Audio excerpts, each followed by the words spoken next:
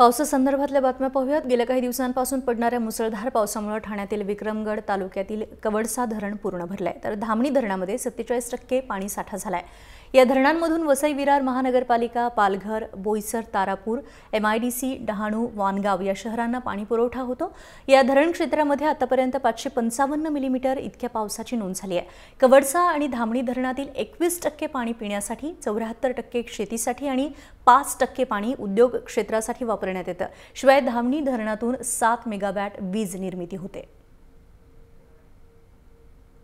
आमच्या धामणी धरणाची पाण्याची पातळी सध्या 107.80 आहे आणि पाऊस सध्या या सीझनमध्ये 555 mm झालेला आहे। डॅममध्ये पाण्याची टक्केवारी 47.00 आहे आणि पाण्याचा उपयुक्त साठा 130.00 दशलक्ष घनमीटर आहे।